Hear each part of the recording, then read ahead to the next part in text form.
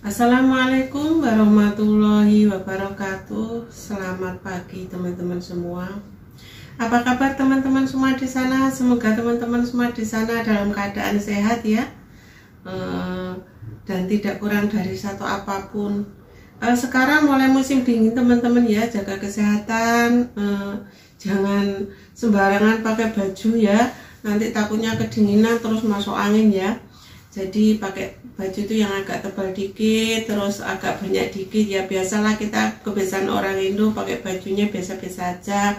Karena sekarang musim dingin ya pakai jaket ya teman-teman ya. Atau kalau nggak punya jaket ya double-double. Ingat saya dulu waktu masih pertama-pertama nggak punya jaket ya double-double. Yang penting di tubuh itu terasa anget dan tidak gampang masuk angin.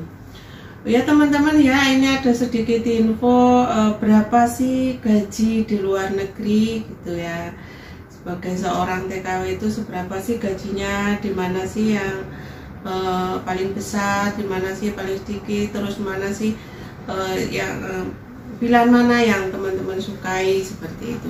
Kalau teman-teman ingin pergi ke luar negeri, segini gajinya teman-teman ya. Untuk gaji PRT atau informal itu gajinya 10 sampai 15 juta per bulan ya teman-teman ya.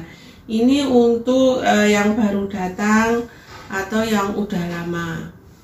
Terus ini juga kalau kita menemukan majikan yang baik, terus murah hati, nggak pelit gitu, masih ada tambahan.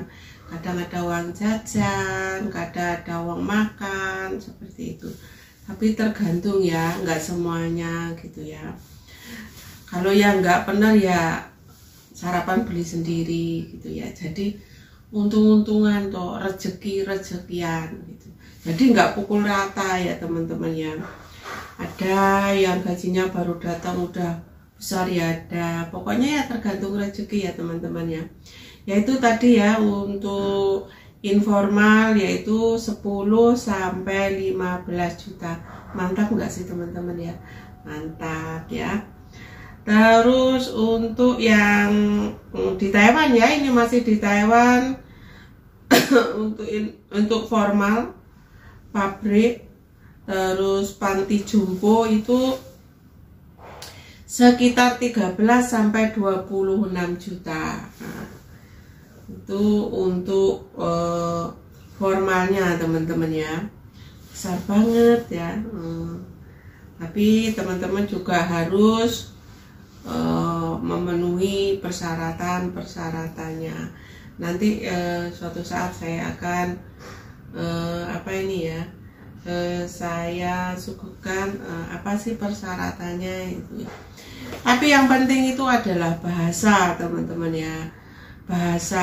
Bahasa itu harus benar-benar kita kuasai, karena dengan kita menguasai bahasa itu nanti pekerjaan itu kita akan mudah menjalani pekerjaan apa yang harus kita jalankan. Jadi nanti kalau ada majikan atau atasan tuh yang untuk formal ya, untuk mandornya gitu, nyuruh apa itu mudah kita pahami dan mudah kita kerjakan, karena kerjaan itu nyata ya.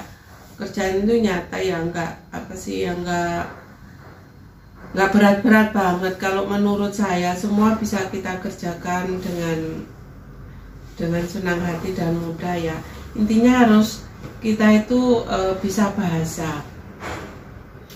Karena dengan bahasa tadi kita bisa memahami, ibaratnya gini, suruh ngambilkan barang apa, suruh mengangkat barang apa, kita tahu, terus kita bisa menjalannya dengan cak-cek, jadi majikan suka. Seperti intinya tetap di bahasa teman-teman. Kalau dulu bahasa gak apa-apa, yang penting bisa kerja, itu kalau dulu ya. Kalau sekarang tuh yang penting bahasa, karena dengan bahasa pekerjaan juga akan mudah kita jalani. Karena kalau kita nggak bisa bahasa, benar-benar jibek teman-teman, bingung, pusing, suruh ngambilin apa diambilin apa, suruh ngambilin A diambilin B. Itu kan kalau sekali dua kali gak apa-apa, kalau berulang-ulang kali salah, majikan majikan akhirnya apa ya, kayak mangkel gitu ya, ini kok disuruh kok nggak bener-bener gitu ya, timbulnya ya ada semacam kejengkelan atau marah kepada kita ya. Nah di situ timbulnya kita itu nggak tenang atau nggak kerasan. Jadi intinya teman-teman harus belajar bahasa gitu ya. Ibaratnya kalau ingin kerja ke Taiwan ya harus belajar bahasa Taiwan. Bahasa Taiwan ada dua, ada Mandarin dengan bahasa orang tua itu apa ya, Tai ya, bahasa Tai itu dikit-dikit belajar. Tapi yang penting adalah Mandarin ya. Yang kedua di Cina teman-teman ya, PR itu 15 sampai 20 juta per bulan. Besar ya, ini lebih besar lagi ya di Cina itu. Terus yang keempat di Macau, PRT 9 sampai 10 juta. Nah, yang kelima itu di Hong Kong juga 9 sampai 10 juta. Kalau ke Singapura itu 7 sampai 8 juta. Singapura bahasanya bahasa Inggris ya teman-teman ya. Bahasa Inggris dan bahasa Melayu. Kalau bahasa Inggris itu kan bahasa mendunia, otomatis teman-teman dikit-dikit bisa lah. Bahasa Melayu itu seperti bahasa Indonesia, mirip-mirip lah, tinggal nya aja. Pokoknya kalau dia ngomong paham lah, kita paham. Karena memang bahasa Melayu itu mirip sekali dengan bahasa Indonesia. Apalagi nih Malaysia teman-teman ya. Malaysia itu 5 juta, bahasanya mudah banget. Mudah banget nih teman-teman, kalau mau halus belajar bahasa bisa masuk ke Singapura atau ke Malaysia. Tapi gajinya kalau Malaysia itu 5 juta teman-teman ya. Terus Singapura tadi 7 sampai 8 juta. Terus kalau ke Brunei Darussalam nih teman-teman ya, ini juga cuma 5 juta. Ini bahasanya juga mudah ya teman-teman. Nah itu tadi teman-teman ya, teman-teman ingin kemana? Ke Taiwan atau ke Hong Kong atau ke Cina gitu ya.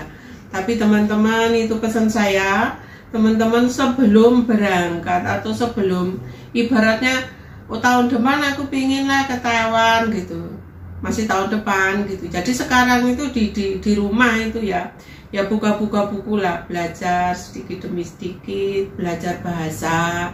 Kalau ingin ke Taiwan ya belajar bahasa Mandarin, kan ada ya buku panduannya juga ada. Di toko-toko kayaknya ya ada ya. Jadi sebelum ke PT itu ya di rumah pun belajar itu juga bagus kok, juga menambah pengetahuan kita. Apalagi juga ditambah dengan bahasa Inggris ya. Ada juga kok di Taiwan itu pinter bahasa Inggris juga banyak. Dulu itu saya meremehkan ya, dulu itu jangan ditiru ya teman-teman ya. Saya dulu kan Singapura, jadi sedikit-dikit saya bisa bahasa Inggris. Saya itu malas teman-teman, malas, Allah nanti yang penting bisa kerja gitu ya. Tapi saya punya dasar bahasa Inggris ya, jadi sampai berapa bulan itu setiap hari saya pakai bahasa Inggris. Terus dan ya kebetulan majikan saya itu nggak cerewet-cerewet banget, juga nggak banyak-banyak menuntut saya harus bisa. Jadi ya kalau suruh ngambilin minyak itu salah yo, ciang yo itu hampir mirip ya. Kalau di dalam otak saya dan telinga saya itu mirip-mirip. Aduh apa ini ciang yo, jahe juga itu ciang ya, ciang dengan ciang yo itu juga mirip-mirip. Saya itu apa ya, suruh ngambil apa ya, saya bingung. Akhirnya saya omong majikan, saya nggak ngerti sih suruh ambil apa ini. Ya sudah saya ambil sendiri gitu kata majikan saya. Terus saya maaf majikan saya belum bisa. Ya sudah nggak apa, pelan-pelan nanti kamu juga bisa. Untung saja majikan saya itu memahami atau mengerti kekurangan saya ya.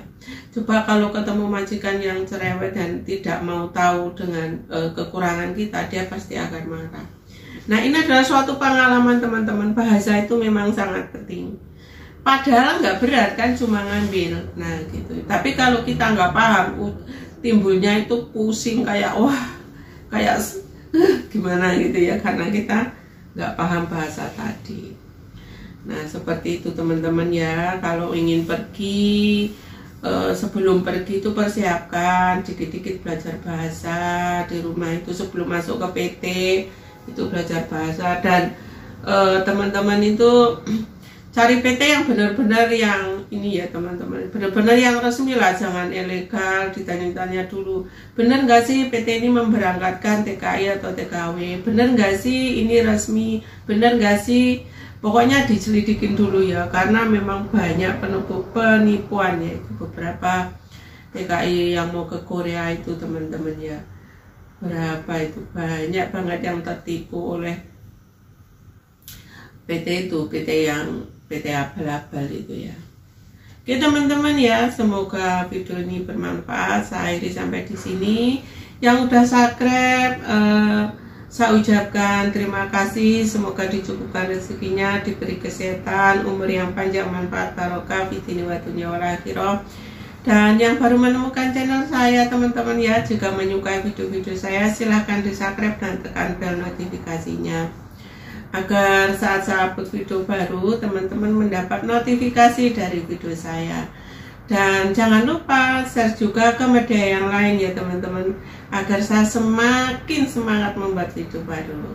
Oke teman-teman, saya akhiri. Wassalamualaikum warahmatullahi wabarakatuh.